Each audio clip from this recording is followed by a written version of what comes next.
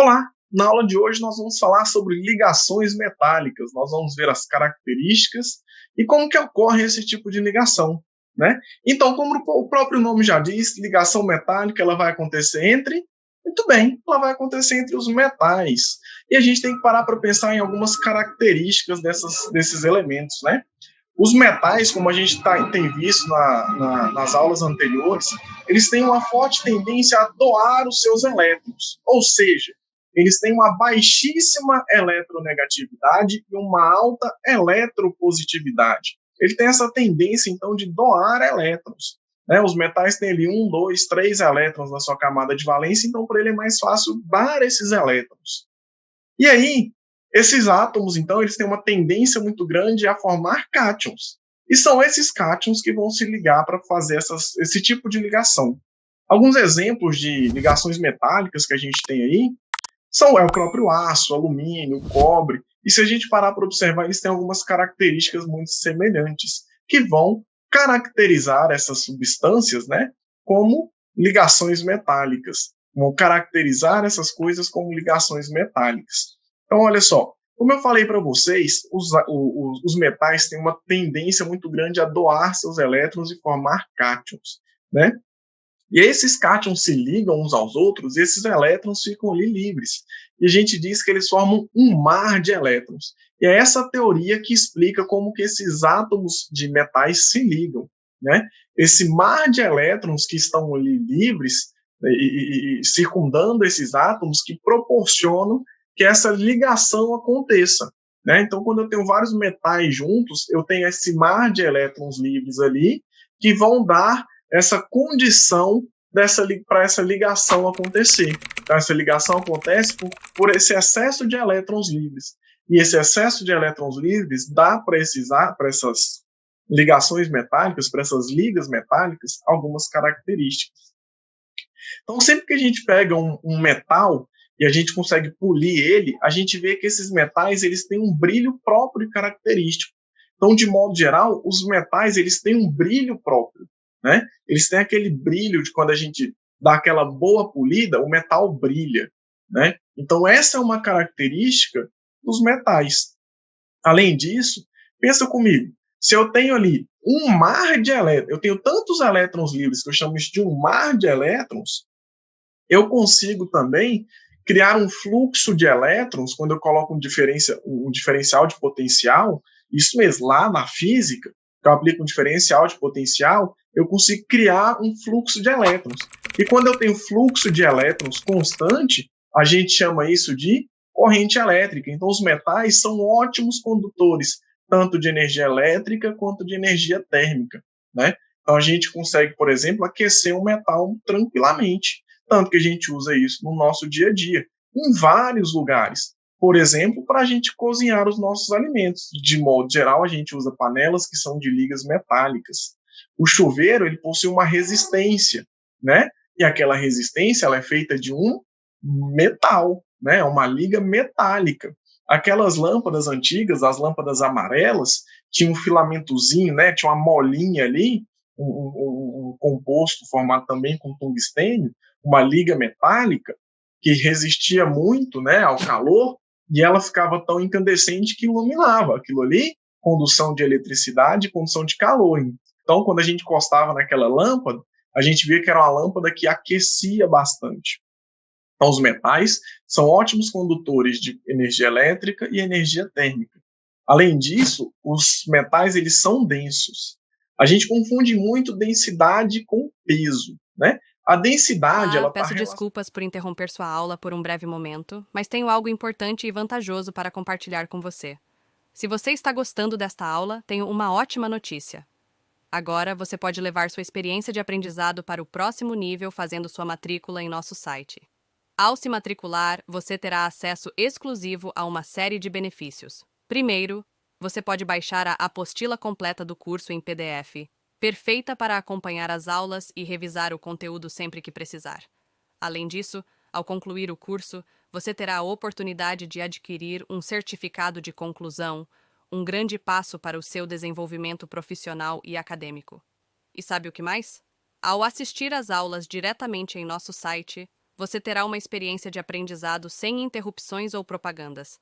Isso significa mais foco e eficiência no seu estudo. Então, não perca essa chance. Clique no link na descrição deste vídeo ou visite nosso site para se matricular agora mesmo. É rápido, fácil e vai transformar a maneira como você aprende. Agora, vamos voltar à aula. Obrigado por sua atenção e nos vemos no site. A densidade ela está relacionada com o grau de compactação dos átomos ou moléculas que compõem aquilo ali. Então, quanto mais compactada, quanto mais pertinho está um átomo do outro, a molécula da outra, mais densa é a minha substância. E por essa configuração que eu mostrei para vocês aqui das ligações metálicas, os átomos eles ficam muito bem organizados, muito bem empacotadinhos, né? Eles ficam muito próximos uns dos outros. Por isso que eles são densos. Além disso, eles possuem outras características, como elevados pontos de fusão e ebulição. De modo geral, todos os metais são sólidos à temperatura ambiente e têm elevados pontos de fusão e ebulição. Existem exceções? É claro que existem exceções. O mercúrio, por exemplo, é um metal que é líquido à temperatura ambiente. A gente tem, por exemplo, o galho, que é um metal que ele tem um ponto de fusão baixo. Então, a gente consegue derreter o galho, por exemplo, com a nossa temperatura corporal. Se a gente colocar ele na mão, ele vai fundir. A gente chama de derreter normalmente, né? Ele vai fundir, porque ele tem um ponto de fusão baixo. Mas, de maneira geral, os metais todos têm pontos de fusão mais elevados. Além disso, eles são muito resistentes à tração. Por isso que eu geralmente uso correntes ou cabos de aço para puxar alguma coisa, porque eles são muito resistentes à tração. E tem três características aí dos metais que são muito comuns, mas que possuem um nome diferente, que é a maleabilidade, a ductibilidade e a sectibilidade. A maleabilidade está relacionada à capacidade que o metal tem de ser dobrado. Então eu consigo pegar, por exemplo, uma chapa metálica e dobrar ela, né? Então ela é maleável. A ductibilidade está relacionada à capacidade que eu tenho de moldar os metais em fios, né? Então, por exemplo, para condução de corrente elétrica, eu faço fios de cobre, por exemplo, ou fios de ouro, né? Então, eu consigo fazer fios com os metais. Isso a gente chama de ductibilidade. E a sectibilidade está relacionada à capacidade que eu tenho de formar lâminas com os meus metais, né?